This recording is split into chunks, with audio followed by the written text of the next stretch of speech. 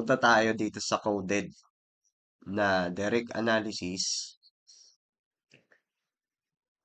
May introduce ako sa inyo yung bagong term, yung tinatawag nating still ratio.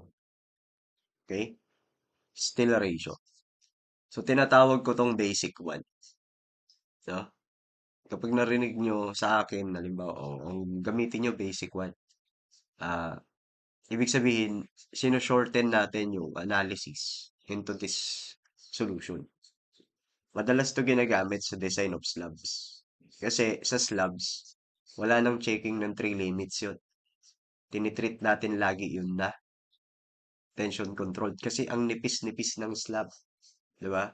Sobrang nipis ng slab na dapat nag-govern yung bakal doon. Okay? Nagigets po? So, as we continue, we have the process C is equals to T, di ba? Tapos, we have this 0.85 F prime C AB is equal to AS FY. So, if we treat our Fs to be tension controlled, Fs is greater than Fy, we will substitute Fy here. No? So, pag ini-rearrange natin yan, ito yung kakalabasan. Okay?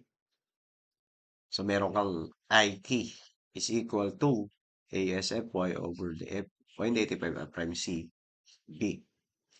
Tapos, ito yung sinasabi nating still ratio. Okay? Ano nga itong symbol na to?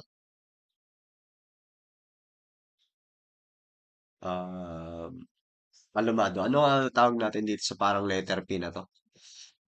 Raw po, sir. Row. Okay? Yan. Kapag nag-uusap na kayong magkakaklase, uy, anong row na nakuha mo?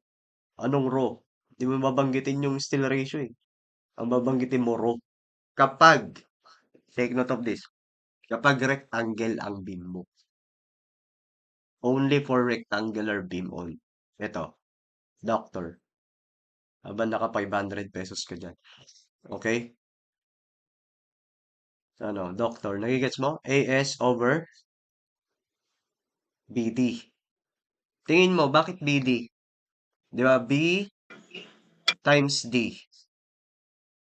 If you can see, Doc, B times D is the rectangular area. Is that so? So, hindi lang siya basta concrete area block yung BD. It's the area from the centroid of the bakal to the outermost fiber ng compression. So, ito yun. So, kung magiging irregular ito, kunin ko lang pala yung area na to. Mula sa taas hanggang doon sa centroid ng bakal. Nagigets nyo? If we relate AS over BD. Okay. So, madalas naman ang area ng ginagamit natin sa design is rectangular. So, AS over BD lang yan. So, kung ganun pala, sir, I can replace something here sa A is equal to ASFY. Yan. Dagdagan ko lang to ng D. Pwede ko nang isulat na mayroon ito. Anyone, nakikita po. Yung mga changes sa formula, nagde-derive tayo eh. Okay. Good. Ngayon, meron tayo na dagdag na. D, tinanggal natin yung AS, kumbaga. Ayan. Next, may introduce ako sa'yo bago ulit, Q naman. No? Sa ibang libro, doon sa libro na ginagamit nyo, yung binili nyo, gamma ata yan. W. Ako, Q yung gagamitin ko. Para yung isa P, pag kanan, Q pa kaliwa. O, di ba? Medyo related. So, ito, sadyain natin na equal sa rho Fy over F prime C. O, di ba shorten yung formula ng A ng ganito? Tama? Okay. May pupuntahan to, kayo mag-alala. So, nominal moment capacity from the stress diagram, we say that the moment is equal to the C times the moment arm when we get the moment at point T. CC muna yung ginamit kong term ha. Ibig sabihin, compression sa concrete. Okay? Pero C lang din yan. Walang pinagbago dyan. I-derive natin yung moment capacity in terms na code. So if we substitute 0.85 F prime CAB, galing dun sa concept ng force, yan, D minus A over 2, dinirect na natin A over 2 yung Y bar ha, kasi rectangle siya. Oh, may isa-substitute ba ako dyan? Isa-substitute ko yung mga A ko. Ito yung A ko eh, in terms of Q. Right? Okay. Ngayon, medyo humaba na si MN. Okay? Medyo humaba na. Pero don't worry. Okay? I-reduce natin yan. Oh, lumiit na. Okay? Nakikita po ba? Pareak na lang.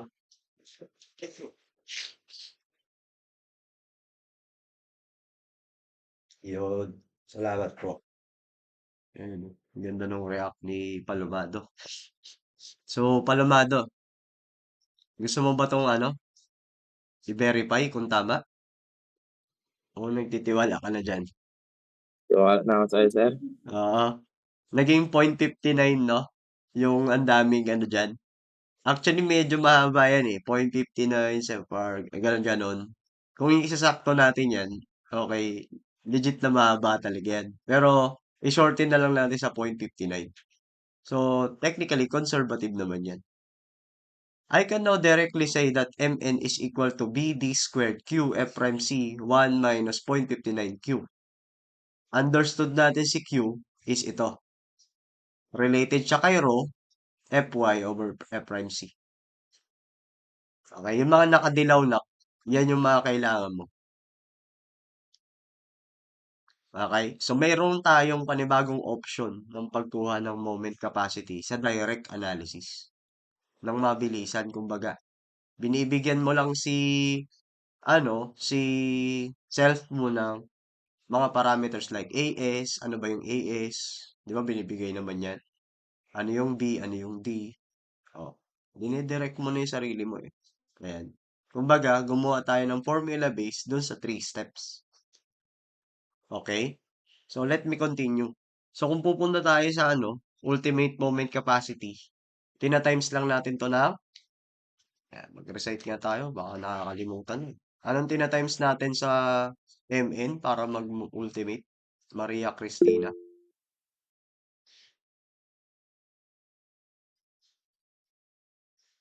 Reduction factors. Ayun, reduction factor na ang value ay 0.90 po. 0.90. Very good. 0.90 kapag tension control. No? So, yan. So, for the meantime, wag munang 0.9. I-general muna natin as phi muna. Okay? Yung symbol ng reduction. So, ilalagay ko ngayon yung reduction dyan. Okay? Yan naman talaga yung kino-compare yung MU para dun sa ibang actual moment. Now, another introduction of term, yung tinatawag nating coefficient of resistance. The coefficient of resistance is called the Rn. No? Ano si Rn? Ayan. The coefficient of resistance, sir. So, si coefficient of resistance, ito lang yun, no? Nandun. Ito siya. Ito. Okay? Nakikita, Reyes? I-recite mo nga yung Rn. Yes, sir. Yung alin po? Yung value ng Rn. RN, sir? Sorry. Oo, yung Rn. Anong value ng Rn? Anong formula? Starts with Or, Q, mm, F prime Q, C. F prime C, um, parenthesis 1 minus 0.59 multiplied to Q, sir. Very good. Iyan. So, masusshorten yung formula mamaya. Kasi kung ano ko to, isa-substitute ko si Rn, the symbol Rn, ito na lang siya. So, papalit tayo ng papaliit hanggang sa, yan na.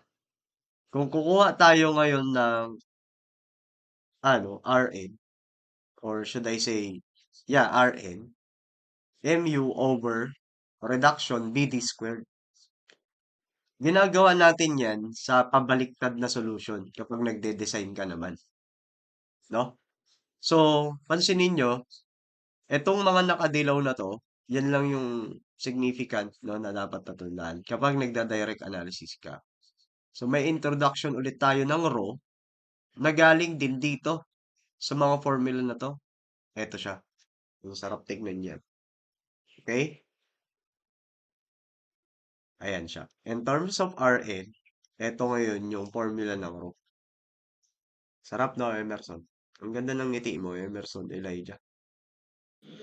It's an art, sir. Yeah, very good. Ang ganda. Nakita mo na, this is an art. Very good. Now recite the art.